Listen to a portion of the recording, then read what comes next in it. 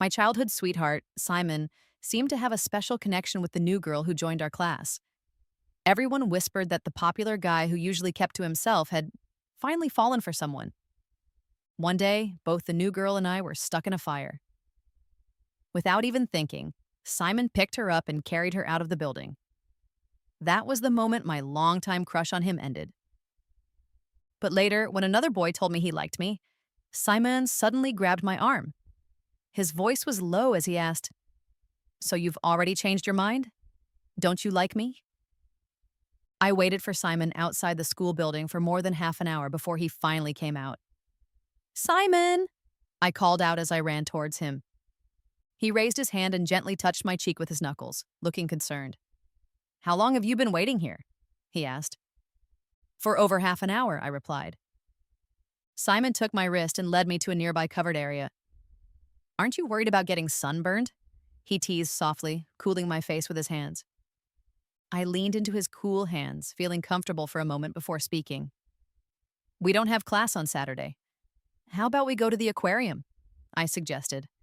I had planned to tell him how I felt that day. His hand paused. "Actually, I already have plans with someone else for Saturday. You should find someone else to go with." A bad feeling suddenly filled me, and I asked carefully, "Who did you make plans with?" "Bella," he replied. That was a name I had been hearing a lot from Simon lately. She was the new girl in our class. Rumors had been going around school about her and Simon. Even though Simon usually didn't pay much attention to anyone, he had been surprisingly kind to this new girl. Everyone thought that the guy who had been single for 3 years had finally found someone he liked. Watching Simon walk away, I suddenly felt a sense of sadness. My carefully planned confession would probably not go well. That Saturday, I ended up going to the aquarium by myself, just as I had planned. But to my surprise, I saw Simon and Bella there. "What are you doing here?" Simon asked, looking up at me. I noticed they were both wearing matching dolphin bracelets. I forced a smile. "I told you a few days ago that I wanted to come to the aquarium," I said. Maybe my voice sounded strange because Simon's face turned serious, looking at me as if he were asking what I was up to. Bella looked at me and blinked. "Let's explore together," she said. Before I could say no, she took my arm confidently. A little while later, I wished I had said no. As we walked past a stand, the person working there stopped Bella and Simon. Seeing them both with dolphin bracelets while I didn't have one, the person thought they were a couple. Bella tugged at Simon's sleeve. "Sorry, it's a misunderstanding," she told the vendor. Simon asked Bella, "Do you like that stuffed dolphin?" Without saying a word, Bella's eyes lit up as she looked at the toy. I watched as Simon agreed to play a game offered by the vendor. It was a simple game where the guy had to carry the girl like a princess and walk around the area. As I stood there, watching Simon easily lift Bella, the people around us whispered, and some even secretly took pictures. Simon noticed and hugged Bella closer to hide her face from the cameras. He frowned, looking annoyed at the cameras. His protectiveness was obvious. My nose started to feel strange as I remembered something. In the 10 years I had known Simon, he had never carried me like that. In high school, when I twisted my ankle, he just waited with me until my dad came to pick me up. He had said casually, "Don't even think about asking me to carry you back. I don't carry any girls except for my girlfriend." I wondered if he had forgotten those words or if he already thought of Bella as his girlfriend. I wanted to leave, but I really wanted to see the dolphin show, so I stayed. I tried my best to ignore the two of them next to me, trying to ignore the bad feeling in my heart. Simon knew I loved dolphins, but he didn't even ask if I wanted the toy. During the show, when the dolphin jumped out of the water and splashed back in, getting us wet, Simon stood between me and Bella, shielding her from most of the water while I got completely soaked. "Are you okay? Did you get splashed?" Simon asked, not even checking himself, looking worriedly at Bella. "It's okay, Simon. You should dry off first," Bella replied. Only when one of the staff members brought me a towel did I say, "Sorry, the railing is broken, and it couldn't stop the water." "Thank you," I said, taking the towel. Only then did Simon and Bella turn to look at me, finally noticing that I was completely wet too. "Amy, do you need a towel?" Bella asked hesitantly. Ignoring her, I started drying myself off. Amy, can't you hear when someone is talking to you? Simon asked sternly. I took a deep breath, trying to hide the anger in my eyes, and looked straight at Simon. I already have a towel. Couldn't you see that? I replied. Simon's eyes turned cold as he asked, What exactly are you trying to do here? Bella asked you a question and you're being rude, he scolded. Enough with your princess attitude. His voice was cold and mocking. Besides your parents, no one should be treating you like you're so special. Apologize, Simon said, looking at me without any emotion, demanding an apology. Bella tried to make things better. That's just how Amy is, she said lightly. I've gotten used to it because of my family background. Teachers and classmates always look down on me, so being left out and picked on is normal. Don't mind her. I'm used to it. Simon's face turned pale, and Bella quickly interrupted him. Simon, your clothes are all wet. I'll take you to dry them, she said. Without even looking at me, they left, with Bella pulling Simon away. I stood there, my hair wet with a mix of water and tears running down my face. I pretended to wipe my face and quietly walked out of the aquarium. The weather probably changed suddenly that day, with a cold wind blowing. When I got home, I had a high fever. I didn't go back to school until Monday. During that time, Simon called me once, but I didn't answer. I also didn't reply to his messages. So he decided to come to my house directly, finding his way to my room easily. Have you recovered? He asked, pretending to check my forehead. I didn't really expect him to be there to care about me being sick, but I also didn't expect him to be there to question and blame me. I turned my head away as he reached for me and avoided his touch. Is there something you need? I asked. Simon leaned against the wardrobe, looking down at me with a frown. Don't tell me you're still mad about that day, he asked. I suddenly felt very tired and asked, What do you want me to do then? I admit I was wrong. Wrong to agree to go to the aquarium with them. Simon didn't let it go. Once you're better, you should apologize to Bella yourself. Feeling frustrated, I clenched my hands under the blanket. Why should I asked. Simon chuckled softly. Because your parents have recently asked for a favor from my family, to buy your company, which is almost bankrupt. It's not a big deal, but should I talk to your parents directly about it? I sat up, looking at him without blinking. Tears started streaming down my face uncontrollably. Simon, we've known each other for 10 years. Are you really going to push me just because of this? He looked at me with a furrowed brow. No need to put on a show. Bella was worried you'd be angry that day. She didn't dry herself after getting wet to come see you, caught a cold, and has been taking medicine for 3 days. Shouldn't you be responsible for that? Hearing this, I couldn't cry anymore. I had a fever for 3 days, but in Simon's eyes, it didn't compare to Bella catching a cold. He even wanted to blame me for it. I didn't have a choice. If I didn't agree to apologize, he would pressure my parents. It was the same thing. I blinked and nodded. I understand. Simon looked at me for a few seconds, his voice suddenly softer. Amy, I didn't mean anything else. I just hope you learn to take responsibility for your actions. I didn't say anything and hid under the covers to block out all the voices. I didn't want to hear anything more. After I recovered and went back to school, I happened to see Simon and Bella. I walked straight up to Bella and looked at her closely. Sorry, Bella, I shouldn't have snapped at you that day. I couldn't control my temper.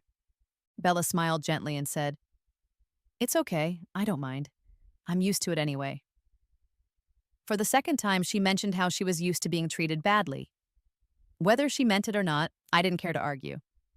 I gave her a fake smile and was about to leave when Simon grabbed my wrist as I walked past. Have you recovered? He asked. I immediately pulled my hand away from him and took a step back. Yes, I'm fine, I replied calmly. I had thought maybe I had misunderstood Simon in the past, thinking he felt differently towards me. I shouldn't have expected anything. Simon stared at me, his eyes looking troubled. What's wrong with you? He asked. I shook my head, trying to sound polite. Nothing, I'm going to the library. I won't bother you two. I couldn't risk making Simon angry right now. Avoiding him seemed like the best thing to do. Simon's face became hard. What exactly are you suggesting? I didn't understand why he still seemed unhappy when I was trying to give them space. Bella glanced at me, her gaze darkening for a moment. Before I could see it clearly, Simon spoke again. You haven't changed at all. You never learned to respect others, he said disappointingly, looking at me before turning and walking away with Bella. For some time after that, I didn't try to talk to Simon at all. He seemed busy spending time with Bella.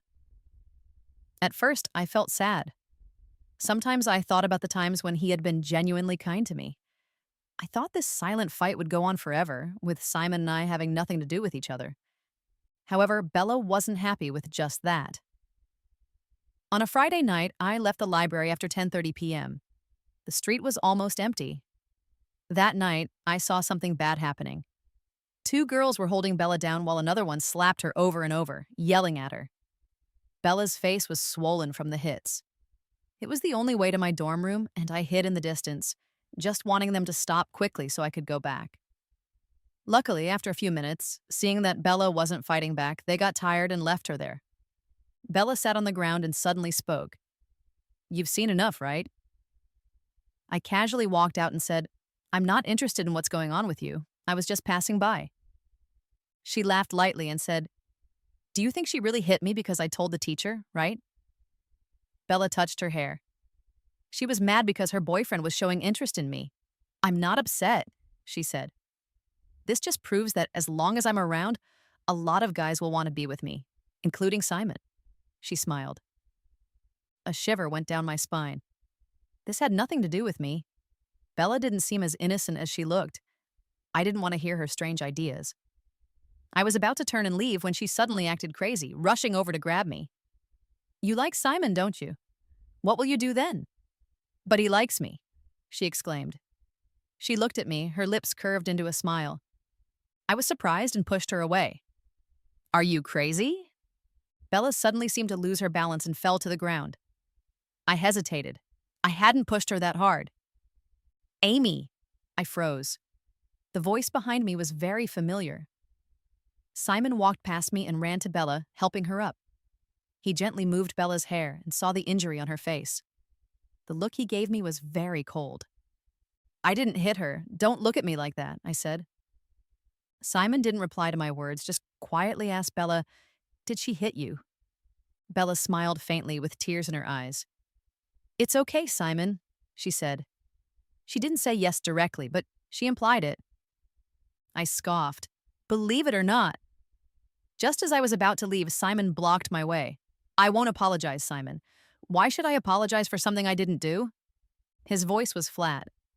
It's fine, Bella. Come here. He called her over. Hit her back, Simon said. I stared at Simon, trying to understand. Was this really the childhood friend I grew up with? Simon looked down at me. Your parents have spoiled you, making you this way, even bullying others. I clenched my hand tightly, my face pale. Do you really think I could have caused these injuries by myself? But he didn't believe me. He just thought I was making excuses.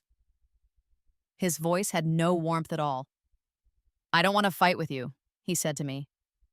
I looked at Bella blankly, asking in a low voice, What do you want? Bella suddenly started crying without warning. She walked up to me and slapped me. You're rich. You're a princess. I'm so poor, I struggle to pay my tuition. If you hit me, can I fight back?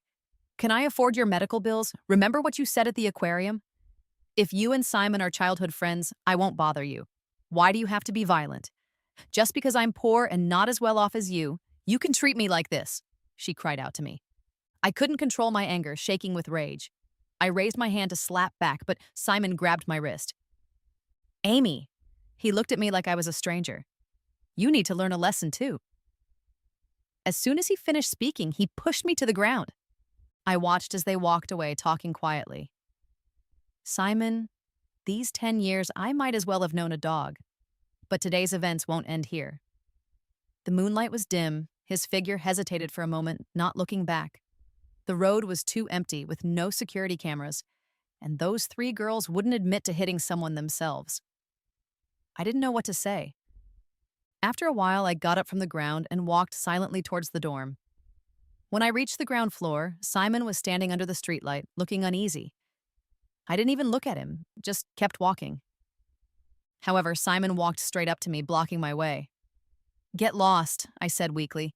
He forcefully put a tube of ointment in my hand.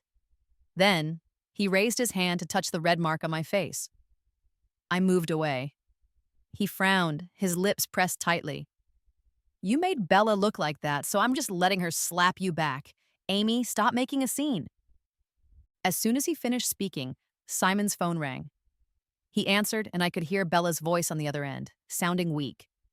Simon, my wound hurts. Can you come and keep me company? Simon hung up the phone and immediately walked away. After just a few steps, he seemed to remember me, turned back to look at me. His eyes were gentle, comforting. Remember to go back and apply the ointment. He seemed in a hurry, not waiting for my reply before running off. I looked down at the ointment in my hand.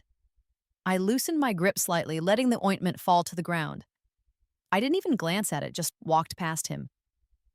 I had once thought about taking Simon to that small restaurant to eat, but he had impatiently refused me. He said, "Can't you go by yourself? My schedule is full with classes every day."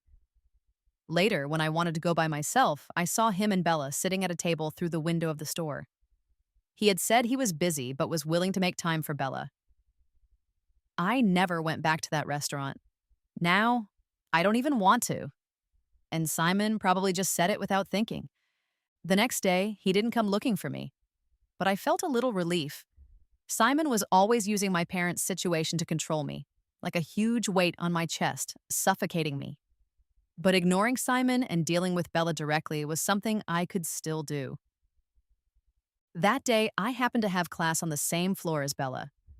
After class, I pulled her to a quiet place and slapped her twice, hard. I hit you. What are you going to do? Call the police? Aren't you afraid I'll tell Simon again? She asked, covering her face, staring at me angrily.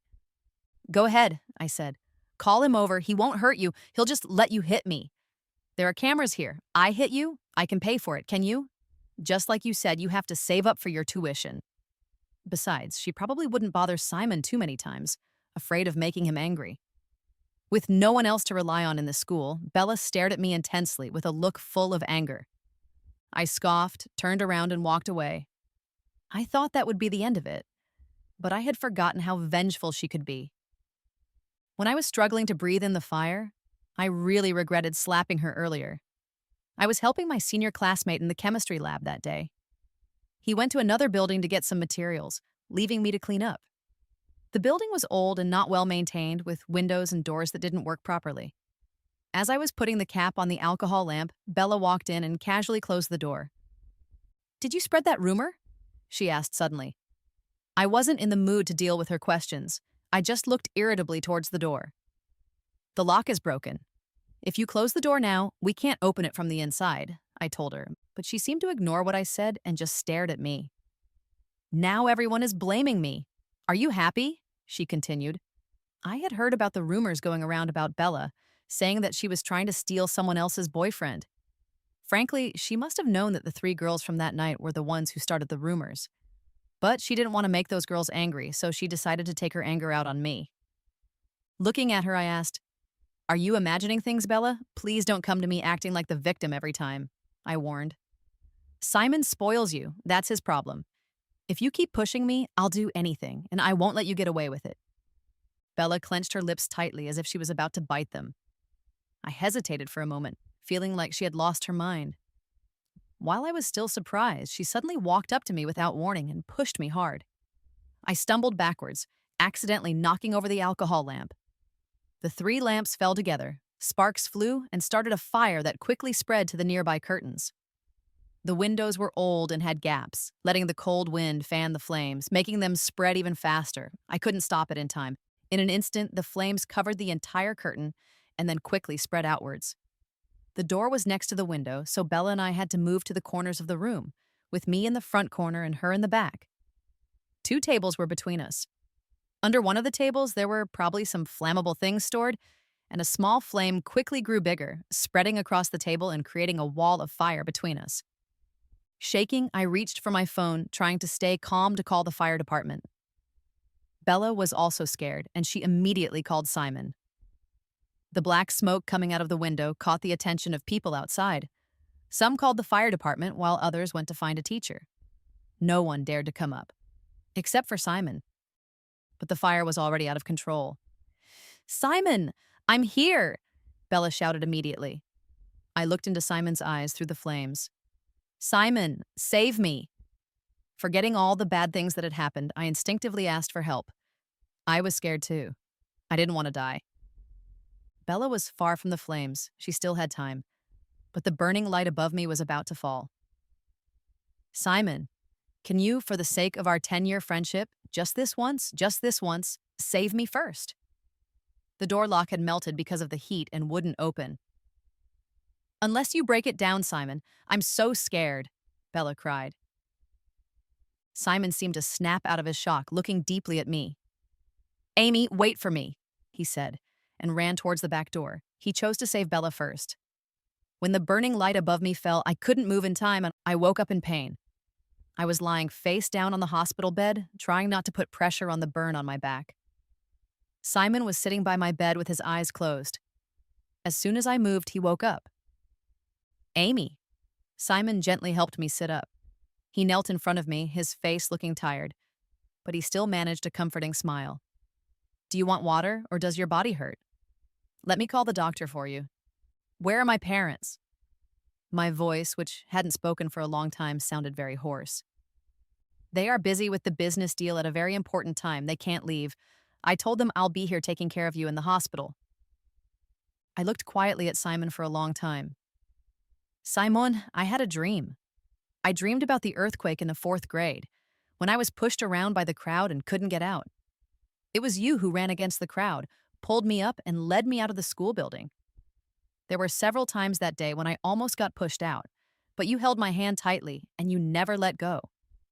Since then, I have thought of you as one of the most important people in my life." Simon's face turned very pale. He trembled as if he wanted to hold my hand. "I'm sorry, Amy. I'm so sorry. It's all my fault."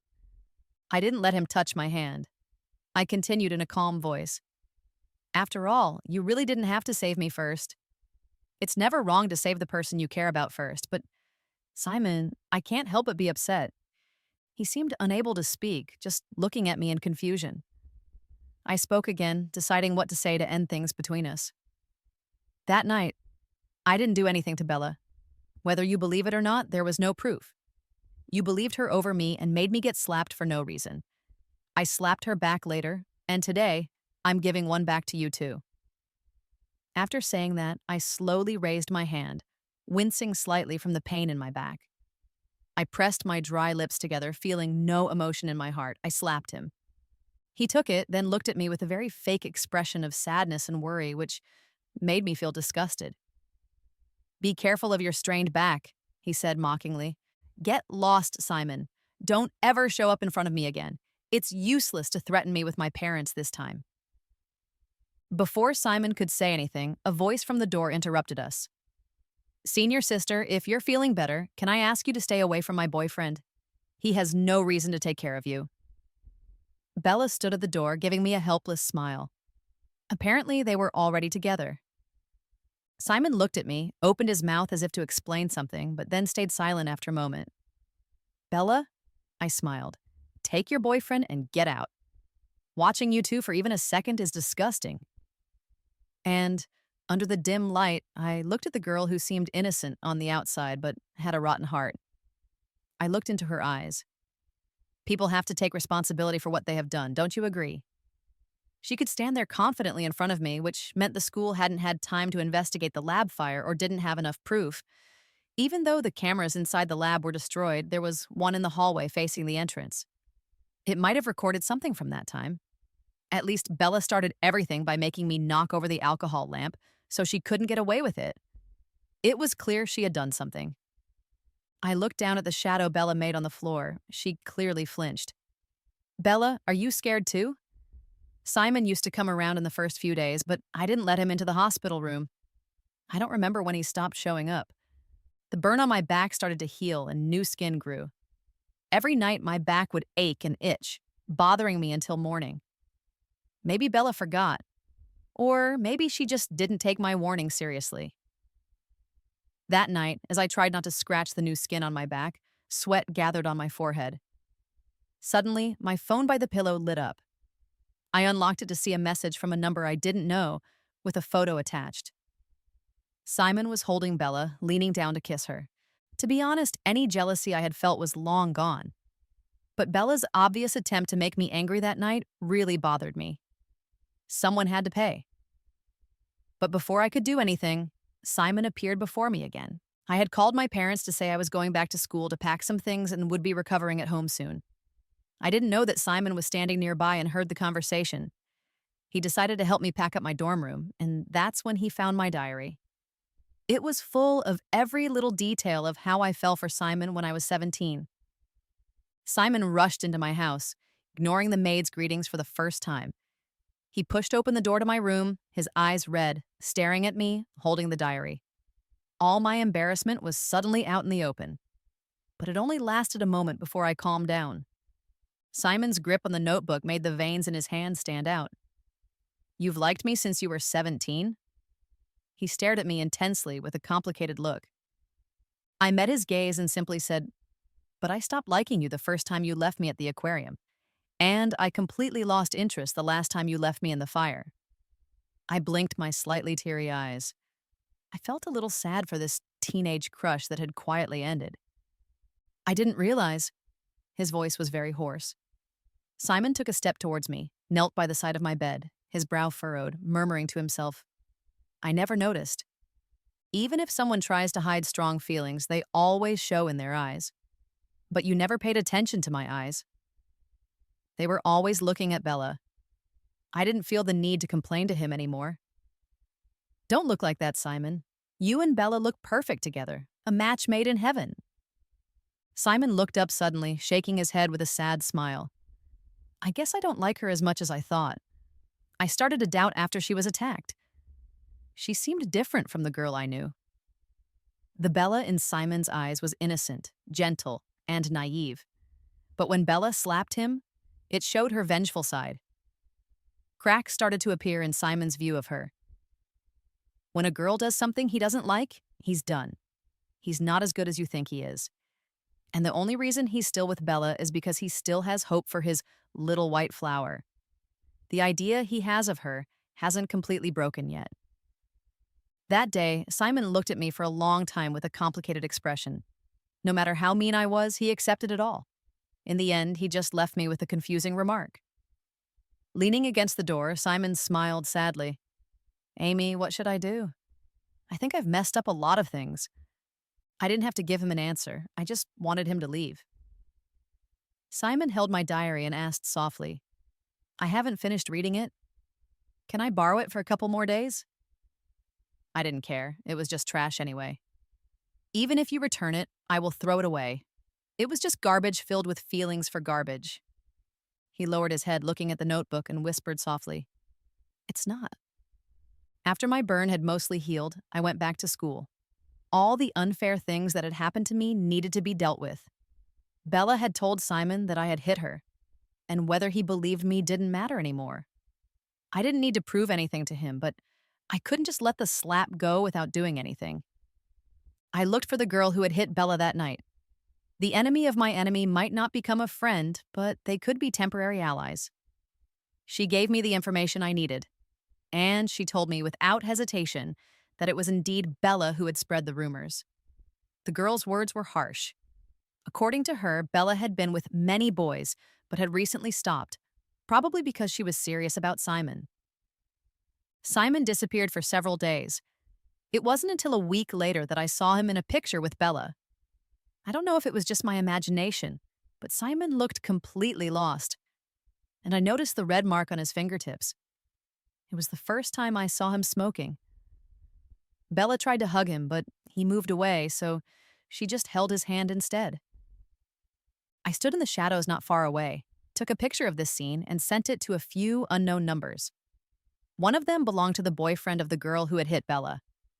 Bella had admitted herself that she was hit because she had been flirting with this boy, who went to a nearby school. The rest of the numbers were all boys who had flirted with Bella in the past. About half an hour later, 3 guys showed up. At first, it was just arguing, But things quickly got physical with some pushing and shoving. One of the guys even slapped Bella hard, knocking her to the ground and making her nose bleed. Simon, on the other hand, remained cold and didn't react, only frowning slightly when Bella got hit. More and more people gathered around, some even secretly recording videos to post online, ruining Bella's reputation. The truth about the security camera outside the lab, which had recorded everything but somehow the footage was gone, came out. One of the guys Bella had been involved with was a computer science student. He had been trying to date Bella for 6 months without success until this incident. Bella used this opportunity to make a deal with him, asking him to illegally hack into the school's security system to move the video somewhere else. Yes, she asked for it to be moved, not deleted. However, the guy was careful and kept a copy in case Bella turned on him. Realizing what Bella was really like, he confessed everything and handed over the original video, getting Bella into serious trouble. While he only got a few days of detention and some criticism for telling the truth, Bella's situation was much worse. Someone collected all the bad things she had done and posted them online, leading to a lot of anger from the public and calls for her to be expelled. Unable to handle the pressure, the school gently suggested that Bella leave before the police got involved. Bella, who had once been proud of attracting so many guys, was now facing the consequences of her actions. Before leaving, Bella looked for Simon again, but I happened to see her. She grabbed Simon's sleeve, tears streaming down her face, begging him not to break up with her. She insisted that she had never liked those guys or had anything to do with them, claiming she only had feelings for Simon. But Simon coldly pulled his sleeve back, telling Bella that he didn't seem to like her anymore. Each of Simon's words made Bella's face lose color. As Simon walked away, leaving her standing there, her cries got louder and her pain seemed real. Bella had finally faced the results of manipulating other people's feelings, only to fall for someone who didn't feel the same way. Simon later found out the truth about Bella's attack. Without anyone telling him, he found me and admitted he had been wrong. Suddenly, he grabbed my hand and slapped himself hard. I frowned, pulling my hand back, questioning what he was doing. He kept staring at me, offering to let me slap him as much as I wanted, with a quiet plea for forgiveness. "Impossible," I said firmly, not wanting to get involved with him again. Simon, deeply troubled, started going to bars often, carrying a pack of cigarettes in his bag, changing from the perfect image he used to have. One day, my roommate dragged me to the school field where a big confession was happening, with a crowd watching. I was the one being confessed to by a younger student I barely knew. Holding a large bunch of roses, he nervously told me how he felt about me. After a short pause, Simone forcefully pulled me to a quiet spot that smelled of alcohol, but his gaze was unusually clear and cold. Holding my wrist tightly, he spoke harshly, questioning why I was letting someone confess to me. When I slapped him in response to his rude questions, Simon's attitude changed. He moved so close that our noses almost touched, demanding to know how he could earn my forgiveness and saying he would do anything for me, his eyes showing a hint of tears. Mumbling the most humble words, but still acting tough and paranoid. "Please, Amy, don't treat me like this." Seeing the completely different person in front of me calmed me down. "Simon, you left me 3 times for Bella. If you can make those 3 times never have happened, I will forgive you." There was a big distance between me and Simon. He kept trying to build bridges, but it was no use. He looked at me without arguing. I finally pulled my hand away from his grip. Without waiting for his reply, I turned and left. After walking for a while, I suddenly remembered something and looked back. Simon was still standing there, watching me leave. It seemed like everything had changed since he found that notebook. He was the one left behind. But I wasn't happy about it. Instead, I felt tired and annoyed by his persistence. This winter seemed especially long. Around the holidays, my parents' business deal was also ending. We were going to move out of our old house. Finally, being able to get away from Simon a little bit made me happy for the first time in a while. I was so happy that I didn't even notice when he stopped being around. It wasn't until I received a call from Simon's mom. She was crying. "Amy, can you come and see Simon? I really don't know what to do." Simon was hurt, burned. Simon's mom told me that about 2 weeks ago, Simon was walking by a building when a fire broke out on the third floor. A girl was trapped inside, and the fire department hadn't arrived yet. He rushed in like crazy to save the girl, but ended up with severe burns all over his arm. Amy, Simon has been feeling terrible about not being able to save you from the fire in time. He must have been thinking of you. That's why he risked his life to save a stranger, Simon's mom pleaded. Please help me. Come and see Simon. I hated Simon, but I couldn't ignore Simon's mom, who had always been kind to me. Seeing Simon again was very difficult for me. He was leaning against the bed, looking weak and sad. Amy, now I finally understand. It's really tough, he said with a sad smile. For the first few days, I couldn't sleep at night because of the pain. Then it finally healed, but it started itching like worms crawling up my arm. Yeah, I was like that too. Sometimes I thought I should just cut it off. He looked at his arm, speaking calmly as if he was really thinking about it. Rubbing my forehead, feeling tired, I sighed. Simon, stop feeling sorry for yourself. Even if you save a lot of people from fires, it has nothing to do with me. Can you make my scars disappear? Then what should I do, Amy? He looked at me blankly. You tell me. What should I do? I looked out at the sunlight and felt a warmth spreading. After thinking for a few seconds, I spoke slowly. Simon, liking someone should make them happy, right? Our eyes met again. But your actions don't make me happy at all. They just bother me. This kind of affection is too twisted. If you continue like this, I might have to leave school to avoid you. I shouldn't have to suffer because of your regrets. When he heard that I might leave school, he suddenly became tense. His hand grabbed the blanket without thinking. Simon lowered his eyes and nodded. I won't bother you anymore, and I'll try not to appear in front of you. Amy, can you please not leave school? He asked me quietly, as if he felt very small. I didn't like seeing him like this. It made me feel like he was the one who had been hurt. I looked away without answering. Just before leaving, I emphasized one last time. Please don't bother me anymore, Simon. I understand, he replied. I felt relieved only after leaving Simon's house. The strange annoyance in my heart also went away. The warm afternoon sun gently touched me, melting away the cold feeling. I reached out my hand to feel the warmth. The last bit of coldness was about to disappear. This winter seemed like it was finally ending,